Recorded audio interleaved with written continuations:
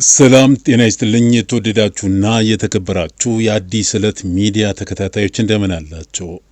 ዛሬም አንድ አዲስ መረጃ ወደ እናንተ ለማቅረብ ዝግጅቴን ጨርሼ ወደ ስቱዲዮ ገብቻለሁ። ዛሬ ይዤላችሁ የቀረብኩት መረጃ በዲጂታል ሚዲያውና በማህበራዊ ትስስር ገጾች ላይ ከፍተኛ ትኩረት የሳበውን እንዲሁም ብዙዎችን ያስደነገጠውንና ያሳዘነውን ወቅታዊ ጉዳይ ነው።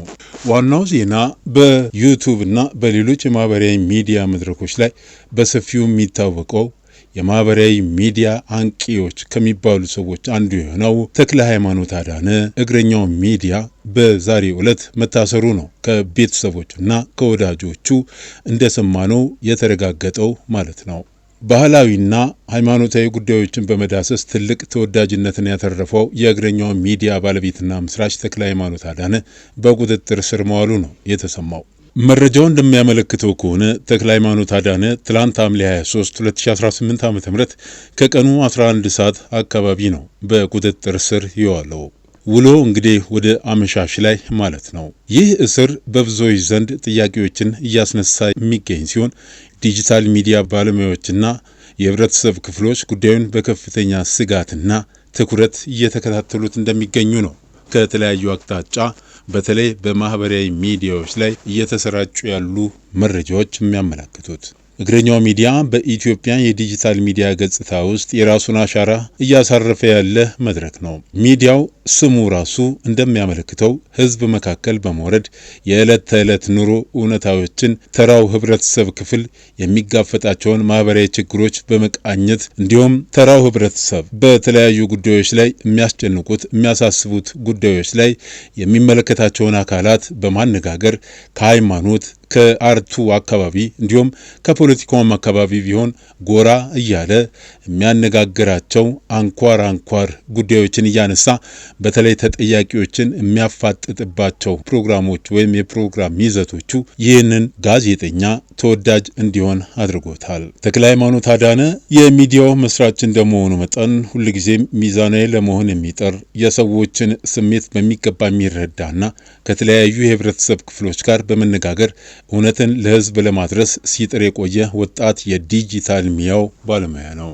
ተወዳጅነትንና ተቀባይነቱን ያገኘባቸው ሚስጥሮችም ያው ብዙዎቻችን እንደምናውቀው የዚህ ሚዲያ ይዘቶች ቪዲዮ ፕሮግራሞችና ፖድካስቶች ለሁለት የተከፈሉ ናቸው። አንደኛው ፖድካስት ከአንዲት ወጣት ልክ እንደሱ በሰላ አንደበቷ የምትታወቅ ወጣት በአጣማሪነት በመያዝ አብሮ በመግባት ከአንድም ሁለት እንግዶችን ስቱዲዮች በመጋበዝ የሚያደርጉት ቆይታ አንዱ የተወዳጅነታቸው ሚስጥር ነው። በብዙሃን ዘንድ ተወዳጅ የሆኑበት ዋናው ምክንያት ህዝቡ የሚናፍቀውን የተረሳውን ወይም በዋና ሚዲያዎች የማይዳሰሱ ጥቃቅን ግን ህይወት ያላቸው ማህበራዊ ጉዳዮች ላይ ትኩረት ስለሚያደርግ ነው።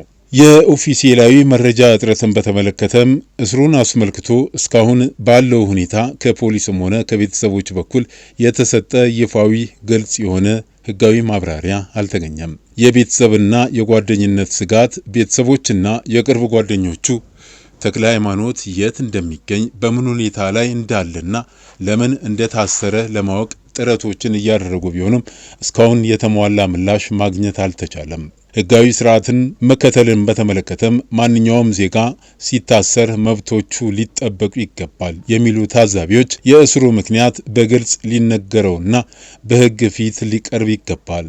ነገር ግን አሁን ያለው ሁኔታ አሁንም በብዙ አለመረጋጋትና ግልጽነት በጎደለው አካሄድ ተከናወነ እንደሆነ አንዳንድ ለተክለ ሃይማኖት ቅርብ የሆኑ ወዳጆቹ ምሬታቸውን እየገለጹ ይገኛሉ። የሚገመተው የእስር ምክንያትና የቅርብ ጊዜ ቆይታዎቹም ብዙዎቹ ከሚሰነዝሯቸው አስተያየቶች መካከል አንዱ ነው። ይሁን እንጂ ተንታኞችና የሚዲያ ተከታታዮች እስሩ ከምን ጋር ሊያያዝ እንደሚችል ግምታቸውን እያነሱ ይገኛሉ። የፊንቴክስ ጉዳይና የቅርብ ጊዜ ቆይታው አንዱ የእስሩ ምክንያት ሊሆን እንደሚችል ብዙዎች ግምታቸውን እያስቀመጡ ይገኛሉ። ከቅርብ ጊዜ ወዲህ ከፊንቴክስ እና መሰል ጉዳዮች ጋር ተያይዞ በእስር ላይ ቆይተው ተፈተው የነበሩ አርቲስቶችንና ግለሰቦችን ተክለ ሃይማኖት በእንግድነት ጋብዞ በሰጠው ሰፊ ቆይታና ቃለ መጠይቅ ሳቢያ ሊሆን እንደሚችል በስፋት እየተገመተ ይገኛል። ይሁንና የጉዳዩ ባለቤቶች ያሉበት ቦታ ድረስ ሄዶ ያነጋገራቸው ጋዜጠኛ በዚህ ምክንያት ነው የታሰረው ብሎ ለመገመት አንዳንዶቹ አይዋጥላቸውም። የሚዲያ ነጻነት ጥያቄዎችንም በተመለከተም በወቅታዊ ጉዳዮች ላይ መወያየት፣ እንግዶችን ጋብዞ ማነጋገርና የህብረተሰቡን አንገብጋቢ ጥያቄዎች ማንሳት የሚዲያ የሙያ ግዴታ መሆኑ ይታወቃል። ይህንን መሰረት አድርጎ የተሰራ ስራ እስርን የሚያስከትል ከሆነ የዲጂታል ሚዲያ ነጻነት ላይ ትልቅ ጥላ እንደሚጋርድ ብዙዎች ጥያቄ እያነሱ ይገኛሉ። የዲጂታል ሚዲያው አጠቃላይ ሁኔታም ዛሬ በኢትዮጵያ የዲጂታል ሚዲያ ሰፊ አስተዋጽኦ እያበረከተ ይገኛል። ባህላዊ ሚዲያዎች ማይደርሱባቸውን ማዕዘናት የዩቲዩብ እና የፖድካስት ባለሙያዎች እየደረሱባቸው ይገኛል። ይሁን እንጂ እነዚህ ባለሙያዎች ከጊዜ ወደ ጊዜ እየጨመረ የመጣ የህግና የደህንነት ስጋት እያጋጠማቸው እንደሚገኝ ነው እየታዘብን የምንገኘው። የህብረተሰቡ ድምጽም ተክለ ሃይማኖት አዳንና መሰል የሚዲያ ሰዎችን መጠበቅ የሁላችንም ኃላፊነት ነው የሚል ነው የአብዛኞቹ አድናቂዎቹ አስተያየት። ሐሳብን በነጻነት የመግለጽ መብት ሊከበር ይገባልም ብለዋል። የእግረኛው ሚዲያ መስራች ተክለ ሃይማኖት አዳነ ጉዳይ አሁን ላይ በሂደት ላይ ያለ በመሆኑ አስተማማኝ ተጨማሪ መረጃዎች ሲገኙ ዝርዝር ዘገባውን ይዘን እንመለሳለን። እስካሁን የደረሰን መረጃ ይህን ይመስላል። ሐሳብ አስተያየታችሁን ከታች ባለው የኮሜንት መስጫ ላይ አስቀምጡልን። ቻናላችንን ሰብስክራይብ በማድረግ ቤተሰብ ይሁኑ። መልካም ቆይታ።